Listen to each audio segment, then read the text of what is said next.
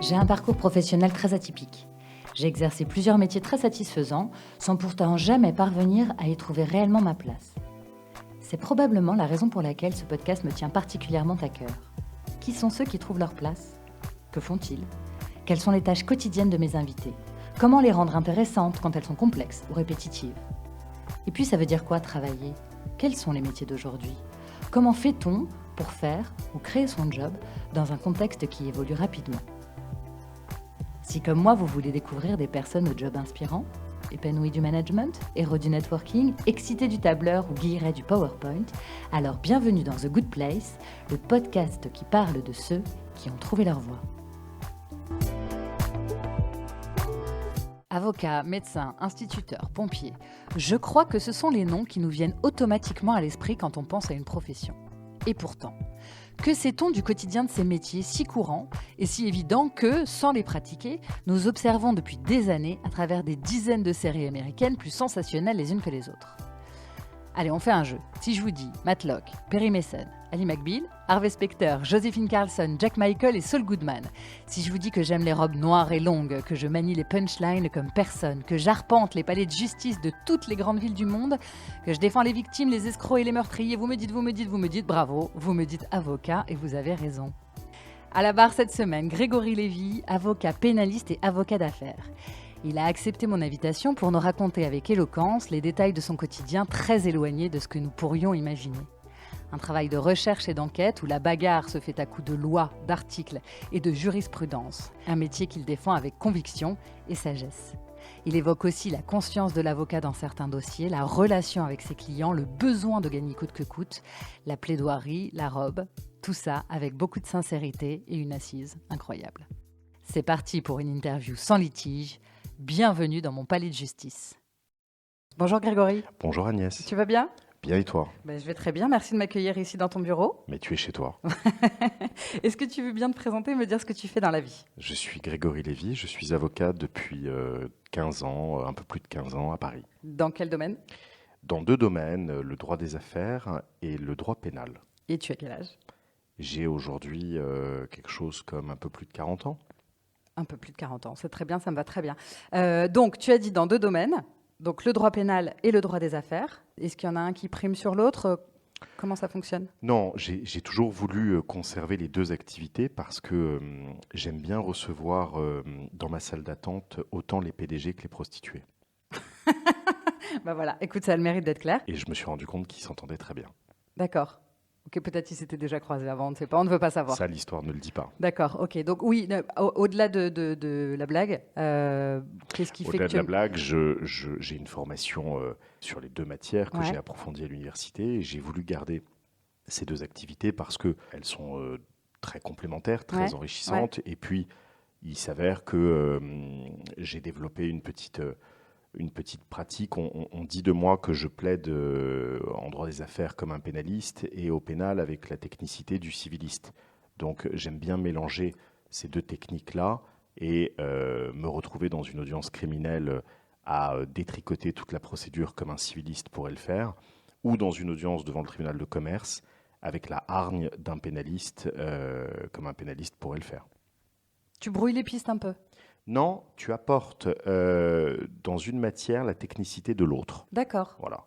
Ok. Ce que assez peu d'avocats font, puisque en général, le civiliste n'a jamais mis un pied dans une audience correctionnelle, donc n'a pas cette hargne qu'on peut développer au pénal, et ce que moi j'aime bien faire. D'accord. Tu recommanderais ça, en fait, à d'autres, des étudiants en droit, de se spécialiser dans plusieurs domaines pour être un peu, ça augmente ta performance, en fait ? Oui. Alors aujourd'hui, c'est assez rare. La tendance, elle est plutôt à l'hyper-spécialisation des étudiants dans une matière très technique qu'ils vont a priori rencontrer une fois dans leur vie. Donc je trouve que c'est assez erroné de faire ce choix-là. Mais oui, moi, je recommande de toute façon aux jeunes qui travaillent avec moi de rester généraliste le plus longtemps possible et ensuite de choisir ses domaines de prédilection. Ça veut dire quoi pour toi être avocat ? Ça veut dire défendre. Pour moi, ça veut dire défendre. D'abord la personne humaine, la personne physique, donc le type qui est accusé, ça c'est l'exemple le plus marquant. Et puis ensuite, défendre, ça peut être aussi la grande entreprise qui est mêlée à un contentieux important, sur un contrat à des millions d'euros, etc., etc. Mais c'est défendre. Être avocat, c'est défendre. Défendre dans la cour de récréation celui qui est accusé par ses petits copains d'avoir volé le ballon de foot, jusqu'à défendre le criminel qui a violé sa fille ou tué sa femme. Il y a deux sujets là. Il y a un côté un peu super-héros dans la défense. Est-ce que... Non, je dirais qu'il y a un côté bouclier. Moi, je le dis souvent à celui que je défends ou à l'entreprise que je conseille. Il y a un côté bouclier, c'est-à-dire que alors que tout s'accumule contre lui, je dois être son paravent, je dois être son bouclier et je dois le rassurer et je dois le conseiller et je dois le défendre. Et je dois porter sa voix alors que lui n'en a plus. D'accord, donc il faut avoir la capacité à éponger. Ouais, D'accord. énormément. En tout cas, à encaisser et à avoir une espèce de carapace, puisque contre nous, ça tape et puis ça repart comme un boomerang. Contre lui ou contre l'entreprise, ça peut faire couler une boîte comme ça peut tuer un mec.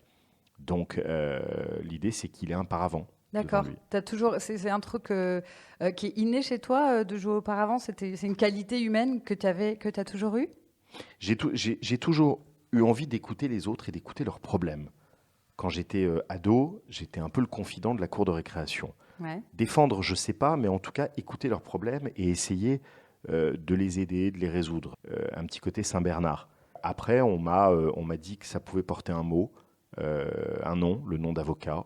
Et puis, j'ai commencé à creuser là-dessus. Tu veux bien me raconter alors justement comment ça s'est passé? À quel moment tu t'es dit, tiens, j'ai envie d'être avocat? Alors, envie, je ne saurais pas le fixer très exactement, mais en tout cas, aux alentours de 14 ans, je crois, quand on est en classe de 3e, j'ai eu la chance de rencontrer un grand professeur. Tu sais, ces types qu'on rencontre dans le cercle des poètes disparus et qui te font monter sur la table pour voir la vie d'en haut. Donc, j'ai eu ce professeur-là qui, à la rentrée, nous a fait remplir les petites fiches avec écrit profession envisagée. Et moi, bêtement, j'ai écrit psychologue parce que je trouvais que le mot faisait chic. J'en connaissais pas la définition, mais j'aimais bien écouter les autres. Il a relevé les fiches et puis il m'a regardé dans les yeux. Il m'a dit « Mais pourquoi psychologue ?» J'ai dit que je ne savais pas, j'avais 14 ans. Et il m'a regardé dans les yeux en me disant « Je vous aurais plutôt vu avocat ». Ça m'a fait tilt, je suis rentré chez moi, j'ai ouvert le dictionnaire. Et puis j'ai regardé, puis j'ai creusé. Et puis je me suis rendu compte que c'était aider les autres, c'était le côté bouclier, c'était le conseil, c'était l'écoute, c'était la stratégie, c'était aussi la robe, c'était le prestige de la profession, c'était tout ça. Donc je me suis dit « Pourquoi pas ?» D'accord. Après le bac, tu t'es dit, je vais faire du droit naturellement? Donc après le bac, je me suis dit, je m'inscris en droit, c'est-à-dire que j'ai absolument rien coché d'autre sur la fiche que la fac dont mon domicile dépendait. D'accord, ok. Donc tu fais tes études de droit? Je fais mes études de droit à l'université d'Assas, Paris 2, pendant 4 ans, et ensuite je vais me spécialiser à l'université de Versailles pendant 3 ans. Ok, et donc tu passes le barreau? Et je passe le barreau à la fin de mes études, qui se passe bien puisque le barreau m'accueille, et je m'inscris en 2005. Je deviens avocat en 2005 à Paris. D'accord, donc ça fait une quinzaine d'années. Exactement. Un parcours plutôt fluide. Plutôt linéaire. Ouais. Plutôt linéaire parce que j'ai pas été un étudiant brillant à la fac. J'ai été un étudiant, je dirais, sérieux mais très absent parce que je mettais pas un pied dans les amphis. Où on est 2000. Je travaillais beaucoup sur les bouquins, beaucoup à la bibliothèque, ou avec un groupe de copains qui assistaient aux cours et qui me les filaient derrière. Donc je dirais studieux à la veille des examens, et puis sinon de très belles années de fac, comme on peut les imaginer, quoi. Quand on est avocat, on imagine une journée d'un enquêteur, en fait, un peu à l'américaine, grâce aux séries qu'on a pu voir. Donc un enquêteur qui va fouiller toutes les pièces du dossier, qui va interroger les différents protagonistes, limite en arriver aux mains avec l'avocat de la partie adverse. En vrai, ça ressemble à quoi une journée d'un avocat en France? Bon, alors je pense que ça ressemble à tout, sauf à ce qu'on voit à la télévision, notamment dans les séries américaines, que je regarde pas beaucoup. Mais la journée type d'un avocat, c'est beaucoup de temps à son bureau, beaucoup de temps face aux clients, à discuter, à échanger, à écrire. On écrit beaucoup de courriers, beaucoup d'emails. Donc il y a beaucoup d'échanges, il y a beaucoup d'écoute, il y a de la réflexion, ce que les clients ne voient pas beaucoup puisque c'est pas concret. Mais il y a de la réflexion sur les dossiers, il y a de l'examen de pièces. Donc ça, c'est un vrai travail de fourmi. L'examen de documents, on cherche, on creuse, on fouine. pour réussir à sortir une stratégie derrière, parce que la stratégie, elle n'est pas là en claquant des doigts. Donc ça, c'est une grosse partie du travail. Il y a une grosse partie du travail, en tout cas pour ce qui me concerne au palais. Je dois y être 2 à 3 fois par semaine. Donc là, c'est l'oralité du débat, c'est la plaidoirie, c'est la rencontre avec le juge, c'est la rencontre avec le personnel judiciaire. Voilà, la journée type d'un avocat, c'est beaucoup de téléphones, beaucoup d'emails, des déplacements, parfois en province, parfois à l'étranger. C'est ça la vie d'un avocat. C'est quoi une pièce? C'est quoi des pièces? C'est un document. C'est un document, une pièce, ce qu'on appelle nous pièce, c'est le terme générique d'un document que le client va nous remettre, qui est en fait son contrat, par exemple son contrat de travail, sur lequel il faut qu'on travaille, ou bien ça peut être une attestation d'un témoin, ça peut être une photographie, ça peut être un constat d'huissier, ça peut être plein de choses. C'est des documents qui sont au dossier. D'accord. Et c'est toi qui demandes à ton client, qui lui donne des exemples d'éléments qui pourraient apporter au dossier pour que toi, tu puisses construire ta défense? Oui, en général, il vient avec un certain nombre de documents qu'il a compulsés de lui-même. On les regarde et ensuite, on lui demande de les compléter par d'autres éléments. À la différence des enquêteurs américains, on ne va pas chercher nous-mêmes. C'est lui qui nous les apporte. Moi, je ne prends pas ma voiture pour aller photographier l'adversaire dans la rue et en faire un travail d'enquêteur. Ça, ce n'est pas notre job en France.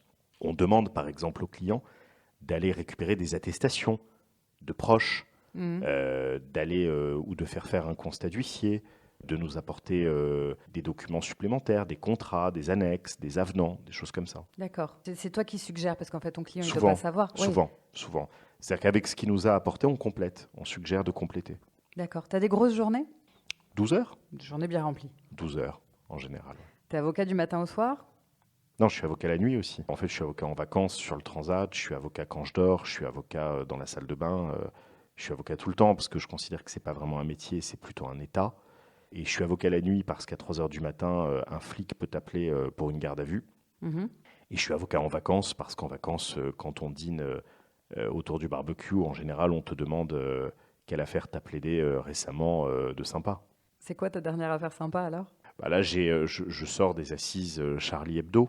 D'accord. On a eu 3 mois de procès et où je défendais le veuf d'une journaliste assassinée à Charlie dans la salle de rédaction. Comment tu fais humainement pour supporter d'un côté, il y a une pression médiatique, de l'autre côté, il y a une pression humaine sur les sujets, sur le sujet du procès. Tu as une porte de sortie, tu as quelque chose pour toi, une fois que tu fais le bouclier, mais il faut quand même éponger l'émotion. Mon club de squash. Ok, tu fais du sport. Du squash, et j'essaye de transpercer le mur avec la balle. Ok. J'y arrive jamais. Ça marche, ouais. Ça marche pas. Oui, il faut un exutoire, bien sûr. Les audiences étaient dans ce dossier-là quotidiennes, très longues, de 9h le matin, souvent à 9h le soir, avec plusieurs accusés dans le box. C'était quand même accusé de terrorisme, d'association de malfaiteurs en vue d'une entreprise terroriste, avec des profils extrêmement dangereux. 2 gars du RAID ou du GIGN autour d'eux avec fusil d'assaut, cagoulés et gilets pare-balles, dans une salle d'audience surprotégée avec la presse du monde entier. Bon, c'est pas le quotidien de Monsieur Tout-le-Monde, c'est très excitant, mais il faut aussi être rassurant pour le client. Le mien n'a pas souhaité venir, il a préféré rester dans sa campagne, et il me demandait des comptes rendus d'audience quotidiens, quasi quotidiens. Ça se prépare particulièrement une audience comme ça? Ça se prépare pendant l'été qui précède. Là, pour le coup, j'ai dû passer mon mois d'août avec le dossier sur la table du jardin. Psychologiquement, ça se prépare différemment? Psychologiquement, je dirais que tu penses qu'à ça pendant les semaines qui précèdent. Tu essayes d'organiser ton cabinet pour faire en sorte que les autres dossiers du quotidien soient quand même gérés. Et puis, tu vas te focaliser là-dessus pendant 3 mois. J'imagine que tu as une équipe qui est composée Alors, ici, j'ai mon équipe à moi, c'est 4 personnes. Et puis, le cabinet, c'est 40. Donc, les jeunes avocats qui travaillent avec moi sur les dossiers m'aident, préparent, on échange, on recherche ensemble et on arbitre. Au sein d'une belle famille de 40 avocats, qui est un cabinet qui existe depuis 40 ans. Tu y es depuis combien de temps dans ce cabinet? Moi, j'y suis depuis un peu plus de 10 ans. D'accord, donc tu as fait quasiment tout ton parcours ici? Quasiment, ouais. D'accord, ok. Comment tu choisis tes clients? Par exemple, là, pour le procès de Charlie Hebdo, est-ce que c'est cet homme veuf là, qui est venu te consulter ou le cabinet? Non, je choisis pas mes clients, c'est les clients qui me choisissent. D'accord. Soit parce qu'on se connaît dans le cadre du privé au préalable, Ouais. soit par recommandation, soit par bouche à oreille, soit parce que sur Internet, ils ont entendu parler de moi. Mais c'est eux qui viennent vers moi. Oui, mais est-ce que toi, tu les choisis alors? À ce jour, j'en ai jamais refusé. D'accord. J'ai jamais refusé de clients. Je pense que on a une clause de conscience dans la profession, c'est-à-dire que si quelqu'un vient me voir et que c'est vraiment contraire à ma conscience, je peux refuser de le défendre. Je l'ai jamais activé cette clause à ce jour. Donc ça veut dire que tu peux défendre tout le monde et n'importe qui. En tout cas, jusqu'à aujourd'hui, j'ai pu défendre tous ceux qui me l'ont demandé. Est-ce que tu as défendu des gens indéfendables? J'ai participé à la défense d'un garçon qui était accusé de terrorisme et qui était accusé d'avoir programmé l'attentat de Djerba pour Al-Qaïda après les attentats du 11 septembre. Et Ceux qui ont eu lieu sur la plage? Non, ceux qui ont eu lieu à la synagogue de la Griba. Ok. Et ce garçon de confession musulmane, d'origine allemande, avait été arrêté à Charles de Gaulle, à Paris, à l'aéroport, et avait été poursuivi pour terrorisme. C'était la dernière instruction du grand juge d'instruction Jean-Louis Bruguière. Oui. Il avait désigné le cabinet, et j'étais à côté de lui pendant l'instruction. On lui avait dit, vous serez défendu par un garçon qui s'appelle Grégory Lévy, est-ce que ça ne vous pose pas de problème? Et il a répondu, j'ai aucun problème, pourquoi j'en aurais un? À partir du moment où il ne me demandait pas de défendre l'acte de terrorisme ou de le justifier, et à partir du moment où justement il niait les faits et tentait à démontrer qu'il n'avait rien à voir avec tout ça, j'avais plus d'obstacle à le défendre. Il n'y a pas de problème de conscience à défendre quelqu'un qui a fait des actes malfaisants, malveillants. Sauf que là, il ne les avait pas faits. D'accord, il les avait programmés. Non plus, puisque lui disait qu'il n'avait rien à voir là-dedans et qu'il allait faire du tourisme. D'accord, donc c'est ce que tu as défendu. Il n'avait rien à voir de là-dedans. À partir du moment où sa thèse me semblait soutenable et justifiée, on décide de le défendre après avoir réfléchi à tout ça.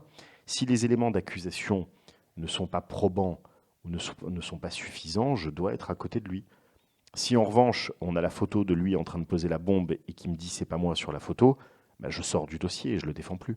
Tu le défends plus parce que Parce tu qu'il sais dit que tu n'importe vas quoi. parce qu'il dit n'importe Parce quoi. qu'il dit n'importe quoi. Est-ce que tu crois en ton âme et conscience, c'est important ou pas?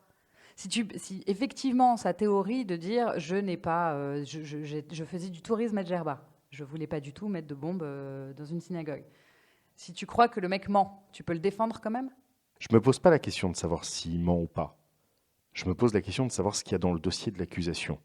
Si les éléments de l'accusation sont forts et que la réponse qu'il m'apporte est nulle, je sors du dossier. Si les éléments d'accusation sont faibles et que la réponse qu'il m'apporte est bonne, je suis à ses côtés. Donc en fait, après il n'y a pas il y a pas de vérité en fait, peu importe la vérité. Mais il n'y a pas de vérité. Il faut que ce soit défendable ou pas défendable. En fait, c'est ça qui t'intéresse. Il n'y a pas de vérité parce que ce que tu vas voir de tes yeux, c'est ta vérité. Ce que je vais voir des miens, c'est ma vérité. Il y a une vérité judiciaire, c'est celle qui sera prononcée par le tribunal ou la cour d'assises à la fin. Mais la vérité avec un grand V, ni toi ni moi, on la connaît. Non, mais est-ce que parfois, tous les matins, tu peux te regarder dans la glace? Est-ce qu'il n'y a pas des procès qui sont un peu plus compliqués en termes de conscience? Honnêtement, non. Honnêtement, je pense qu'au moment où j'ai prêté serment ou les premières années, je pense que j'ai laissé la conscience dans le placard de la salle de bain. D'accord, donc il ne faut pas avoir de conscience. Je ne sais pas s'il faut en avoir une. Il y a probablement de très bons avocats qui ont une conscience beaucoup plus exacerbée que la mienne. Moi, en tout cas, je l'ai laissée de côté. Elle m'appartient. Elle est dans le secret du temple, mais elle n'impacte pas sur mon activité professionnelle. On vient d'en parler, mais la notion de bien ou de mal, elle n'existe plus une fois que tu as décidé que cette personne était ton client. Non, mais de toute façon, elle n'existe pas parce que la notion de bien ou de mal, elle appartient à chacun. C'est-à-dire que moi, j'ai rencontré autant de juges qu'il y a de curseurs de bien et de mal. Pour certains juges, tel acte est bien, et puis pour un autre, tel acte est mal. À partir du moment, moi j'aime beaucoup cette phrase, elle n'est pas de moi, à partir du moment où la morale rentre dans une salle d'audience, le droit en sort. Donc, il n'y a pas de notion de bien et de mal. On peut aimer telle chose ou haïr telle chose. La question, c'est de savoir si c'est prévu par le code. La question, c'est de savoir si on peut rompre ce contrat commercial avec cette brutalité et si le juge va estimer que c'est abusif ou pas, même si celui qui a été rompu va estimer que c'est abusif, ou alors on peut rentrer dans une salle d'audience où le juge va dire que ce qu'on a fait est mal parce que c'est prévu par le code pénal. Mais si ça n'est pas prévu par le code pénal, il faut considérer que c'est bien. C'est quoi le lien avocat-client ? Le lien avocat-client, en tout cas le mien, il est triple. D'abord, il y a le client avec lequel tu ne vas pas créer de lien particulier, qui est le client d'un jour, qui va te confier son dossier, régler les honoraires, tu fais la prestation, il s'en va, terminé, au revoir. Il y a le client que j'aime bien, très respectueux, très poli, qui te demande à quelle heure il peut t'appeler, si les honoraires sont bien reçus, etc., qui collabore à sa défense, qui a envie. Ça, c'est des clients très appréciables. Et puis après, il y a le client qui devient ton ami, que tu as défendu une fois, deux fois, avec qui tu es allé dîner, les enfants se sont rencontrés, les épouses sont amies, et puis on part en vacances ensemble. Il y en a beaucoup ? Il y en a aujourd'hui, je dirais, une demi-douzaine. Ah, mais c'est beaucoup. Ça fait 6. C'est ça. Bah, ça fait beaucoup de vacances, quoi. Ça fait beaucoup de vacances, ouais. Ok, et sinon, dans le rapport, c'est fluide un rapport avec son client. On peut tout se dire, on peut tout demander. Oui, il faut tout se dire, puisque le client doit être hyper rassuré dans le cabinet de son avocat. Ouais. Ce qu'il me dit là ne sort pas des quatre murs, Ouais. ne sera jamais répété ni exploité. Donc il faut qu'il soit en confiance. Si la relation n'est pas bonne, n'est pas saine, n'est pas fluide, le travail ne fonctionne pas. D'accord. Il y a une intimité particulière quand même. Oui, en matière pénale, il y a une vraie intimité parce qu'on rentre dans la vie privée des gens et même avec ce côté psychologique où on essaye de comprendre, de parler avec la personne qui a commis un acte criminel ou ce genre de choses. Avec une entreprise, avec une personne morale, dans un contentieux plus commercial, c'est moins intime, évidemment. Je crois qu'avocat est un des rares métiers où tu bosses en sachant pertinemment qu'à la fin, tu vas soit perdre, soit gagner. Tu travailles pour gagner, donc. La notion de travail bien fait, il réside dans la victoire. Comment tu gères ce besoin de gagner à tout prix ? Oui, c'est vrai que c'est assez vertigineux parce que quand tu prends la robe et que tu pars au tribunal, tu as entre les mains soit l'avenir d'une entreprise qui est liée à un gros contentieux et qui peut perdre énormément d'argent, Ouais. Soit la liberté d'un homme. Ouais. Donc c'est assez vertigineux. Tu mets le doigt sur quelque chose, effectivement, qu'on ne veut pas forcément voir. Mais j'ai toujours l'impression que le chirurgien a plus de responsabilités que l'avocat, puisque quand il ouvre le corps d'un patient, le patient peut y rester. Donc on n'a pas cette responsabilité, mais elle est importante aussi. Comment tu le gères, toi, ce besoin de gagner ? Le besoin de gagner, il est permanent, parce que le besoin de gagner, il engendre déjà la satisfaction du client, potentiellement le fait qu'il t'apporte d'autres dossiers, une réputation, le respect du magistrat, etc., etc. Donc le besoin de gagner, il doit t'animer au quotidien. Mais est-ce que ça rend pas fou de se dire je suis obligé d'être hyper performant en permanence, en fait ? Je te dirais ça à la fin de ma carrière. Non, mais ça fait déjà 15 ans que tu bosses. J'imagine que tu as eu des victoires Et des probablement, défaites. voilà, Bien des sûr, défaites. bien sûr. J'imagine que les défaites sont assez difficiles à digérer. Ça dépend desquelles. Il y a des défaites, qu'on avait envisagées parce que le dossier est mauvais et qu'on a fait le maximum pour le rendre bon, mais que finalement on n'a pas réussi. Donc il y a des dossiers très, très difficiles qui arrivent et on prévient le client dans ce cas-là que la position est insoutenable. Donc il y a des défaites qui sont plus digestes que d'autres. Est-ce qu'il n'y a pas un risque justement d'aller uniquement vers les dossiers où tu sais que tu vas gagner ? Il n'y a pas de dossier où tu sais que tu vas gagner en permanence. Enfin, celui qui fait ça n'est pas avocat. Il n'y a plus de challenge dans ce cas-là. Ça n'a plus aucun intérêt d'aller plaider toute la journée pour, je ne sais pas, des bailleurs dont les loyers ne sont pas payés. Ça n'a strictement aucun intérêt. C'est plus un métier d'avocat. Donc en fait, le doute est permanent. Tu sais jamais, t'es jamais sûr à 100% de gagner quand tu prends un dossier. Non, tu peux jauger. Il y a des dossiers où tu sais que tu as 20% de chance, 50% ou 80%, ou 99%, jamais 100 parce qu'il y a toujours un aléa, que c'est le juge qui décide, mais il y a des dossiers dans lesquels tu es plus confiant que d'autres. En fait, elle est là la nuance. C'est pas tant le bien et le mal, si le mec est coupable ou non, qui t'intéresse. C'est juste de savoir si c'est défendable ou non. Si c'est conforme au droit ou pas, si la loi te te dit c'est bien ou si la loi te dit c'est mal. Ouais. Il est là le curseur du bien et du mal. Tu connais vraiment la loi par cœur? Non, bien sûr que non, tu consultes. Ça, c'est une idée reçue qu'il faut beaucoup apprendre par cœur. Ouais. En droit, il faut lire beaucoup, on lit beaucoup, il faut chercher, il faut creuser, mais au bout d'un moment, avec la pratique, surtout dans une matière qu'on pratique régulièrement, on commence à connaître un peu par cœur et à avoir des réflexes. Mais il n'y a pas des textes de plusieurs pages qu'on apprend par cœur, c'est pas vrai. D'accord. Tu continues à lire, à te former, à apprendre. J'imagine qu'il y a plein de choses, il y a des Au choses travers qui des changent quand dossiers, même. toujours. D'accord. Toujours, puisque chaque dossier qui s'ouvre implique une recherche nouvelle, implique des lectures nouvelles, et puis la loi bouge, elle s'actualise régulièrement, il y a des réformes en permanence. Oui. Donc on n'a pas intérêt à passer à côté et à se retrouver au tribunal à plaider la loi de 1984 si on est en 2021. On aurait l'air con. C'est possible. Donc du coup, qu'est-ce qui se passe quand tu gagnes? La satisfaction du client, Ouais. tu l'appelles, tu sors du tribunal parce qu'il est rarement avec toi ce D'accord, jour-là, ou ok. quand tu reçois la décision à ton bureau plusieurs jours après. Mhm. Donc c'est d'abord la satisfaction du client, Ouais. le plaisir de ce coup de téléphone. D'accord. Et puis en général, tu passes une bonne soirée au resto avec tes potes, Tu ta fêtes. famille. Oui, à minima, en tout cas, c'est un moment où tu planes un peu. D'accord. Tu marques le coup en fait. Oui, parce que c'est souvent des semaines, sinon des mois de boulot Mhm. qui sont couronnés. Si c'est couronné d'un succès, tu marques le coup. Ouais. Et alors, à contrario, qu'est-ce qui se passe quand tu perds? Bah, tu vas pas au resto.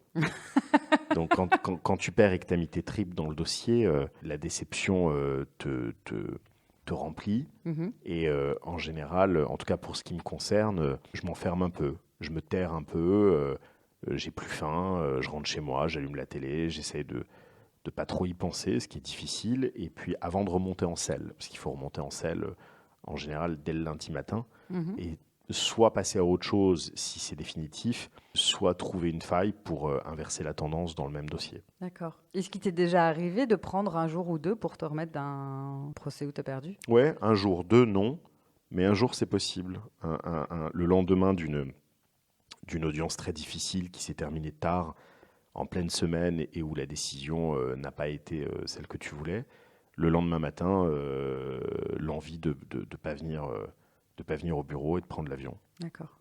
C'est quoi la proportion des dossiers gagnés et perdus? Ici au cabinet, c'est 87%. D'accord. C'est un argument.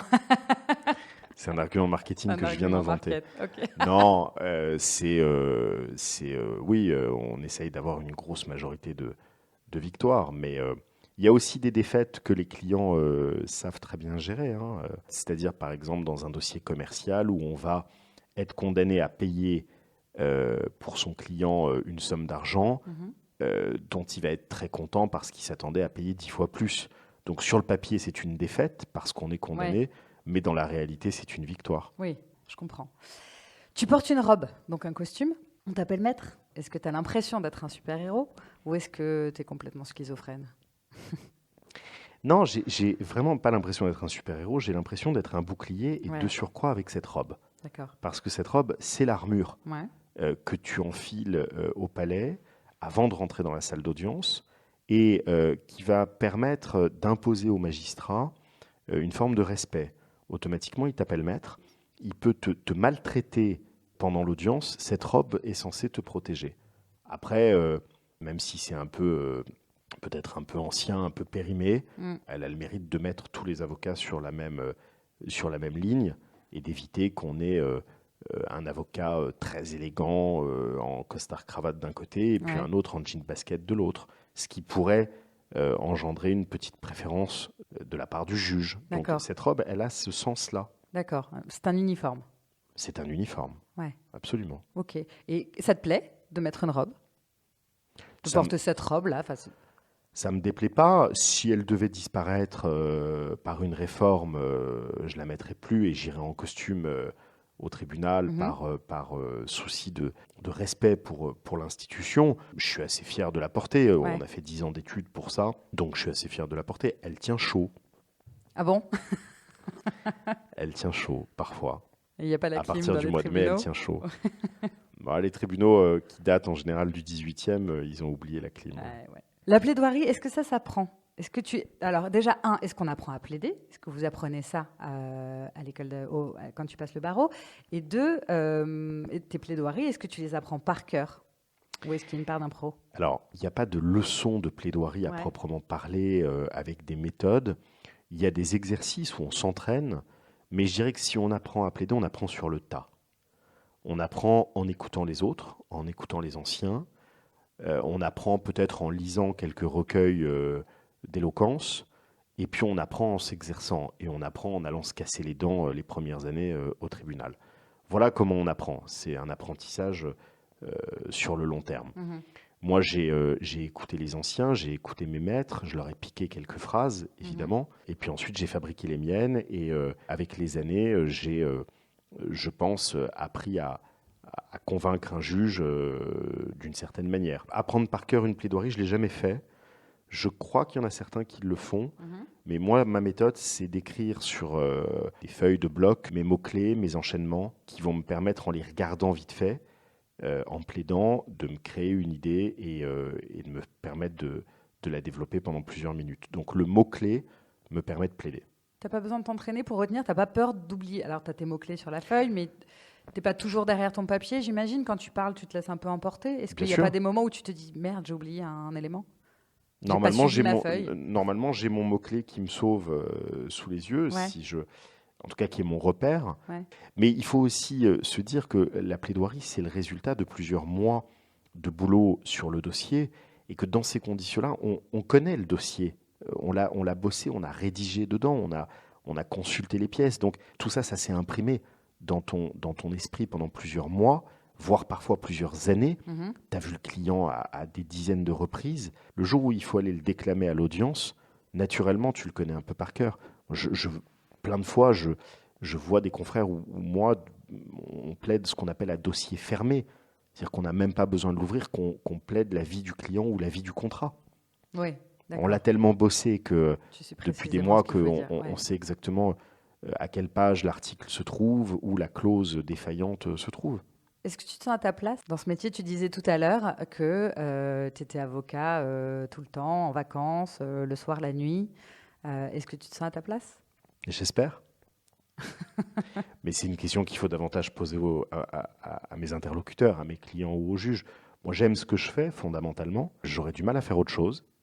Après, j'espère être à ma place. C'est pas quelque chose que tu sais? Est-ce que tu es content de te lever le matin? Est-ce que tu es content d'y aller? Est-ce que tu es content de défendre les gens que tu défends? Oui, j'ai pas le sentiment d'aller dans une entreprise où j'ai pas envie de bosser avec la boule au ventre. Je viens à mon cabinet avec plaisir et avec des challenges tous les matins. Donc c'est pas un métier facile, c'est pas un métier reposant. Il y en a pas beaucoup de toute façon. Je me sens bien dans ce que je fais mais j'espère surtout donner satisfaction. Est-ce qu'il y a quelque chose que tu n'aimes pas dans ce métier? L'ingratitude de certains clients qui t'appellent 400 fois par jour, qui te demandent jamais s'ils te dérangent et qui veulent la réponse à leurs questions dans la seconde. Comme si, en fait, ton cabinet était exclusif à eux et qu'ils ne pouvaient pas se douter que tu pouvais travailler sur d'autres dossiers au même moment et qui, à la fin, oublient très opportunément de payer les honoraires.